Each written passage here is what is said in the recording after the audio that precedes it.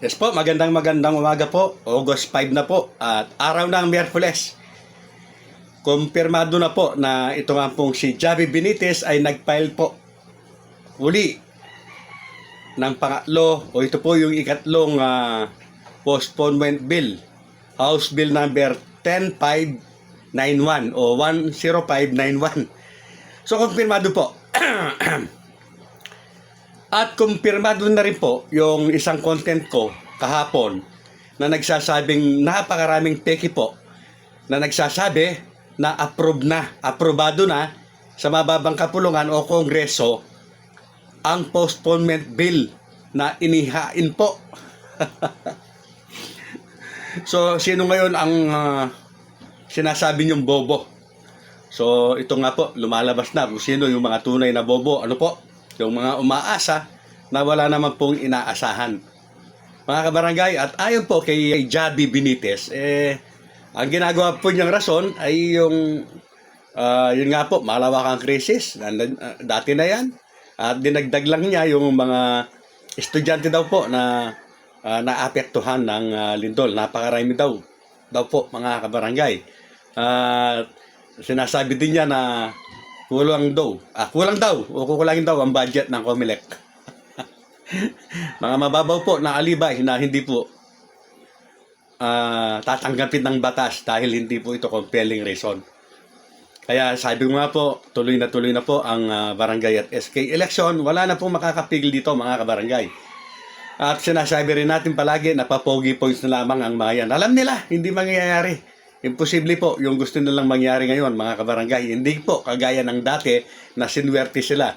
Pero sa panahon pong ito, siguro sa mga darating na mga araw, pag-aaralan natin, sino ba itong mga congressman na ito?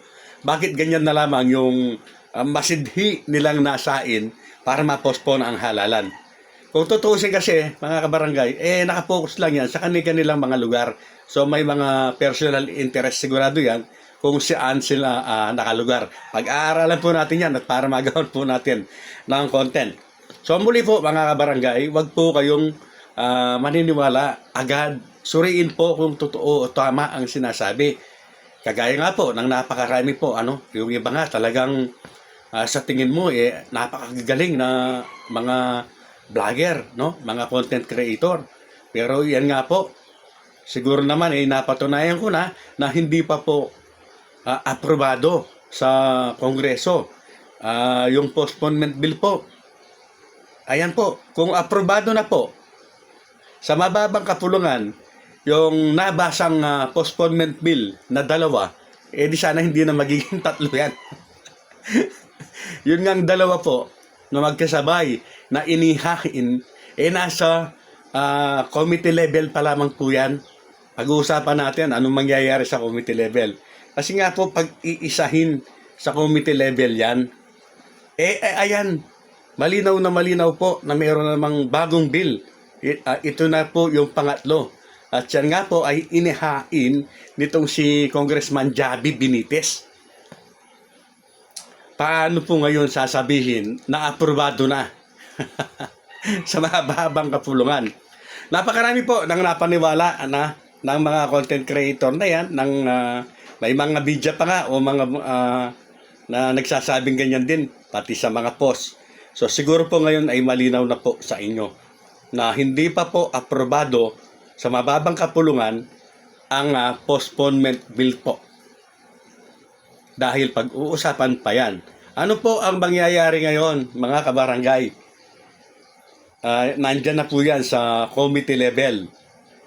Siyempre po, pag-uusapan yan, kahit sabihing majority sila, mayorya sila, tiyak po na may debate na mangyayari dyan. Kahit paano, ay siguradong may tututol naman dyan. At kailangan din po ng public hearing. Yes po, ng pagdinig.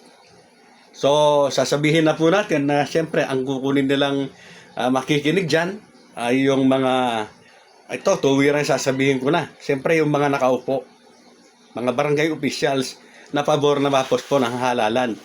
Kabubuhan naman kung kukuha po sila ng mga makikinig sa kanila sa public hearing na kontra partido, na kontra sa postponement, hindi po ba? So malamang sa alamang, siyempre, pagdating po sa committee hearing, magkakaroon na po yan ng committee report na siya pong ibabalik muli sa plenaryo at babasahin. Nandyan na po yung second reading at kung i-repair na yan sa third reading. Kaya nga po, sabi ko nga po, nakahakbang pa lang, unang hakbang pa lamang po niya. At dahil po papalapit na po, papalapit ang halalan, ay kaya po natin sinasabi na hindi na makakarating yan sa parunoonan. Ito pa po ang isa.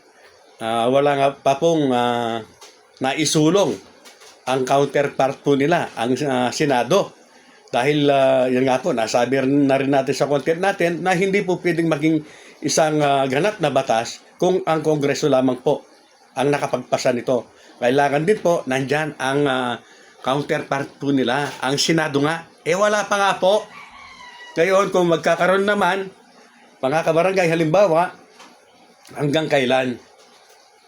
Mga kabarangay, sana po ay maging maingat sa pagpapasya, sa pagsasalita, lalo-lalo na yung mga content creator na pabulubulusok.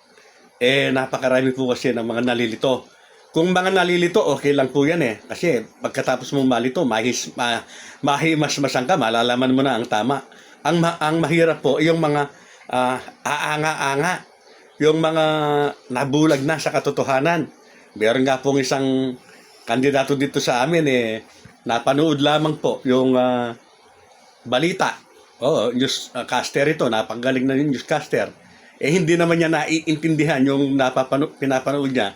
Kaya, wag na lang po, nakakaawa naman siya. So, yan po ang katotohanan na tuloy na tuloy po ang barangay at SK election dahil wala pa pong bagong batas at kahit sa panaginip po ay imposible na po na makagawa po sila ng bagong batas na pipigil sa RA 12232 para matuloy na po ang barangay at SK election sa November 2, 2026. At kagaya po ng nabanggit ko kanina, aaralan natin, titingnan natin sino pa po ba itong mga congressman na ito at bakit ganyan lamang po yung nasa nilang ma-postpone ito. Ano talaga ang kanilang pakay at gusto. Sana po magawan natin. Hindi po ako nangangako pero titingnan ko po, mga kabarangay.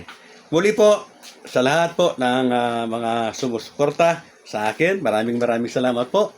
At sa lahat naman po ng mga bashers at haters po talaga, hindi para sa inyo ang aking mga content. Real talks based on facts.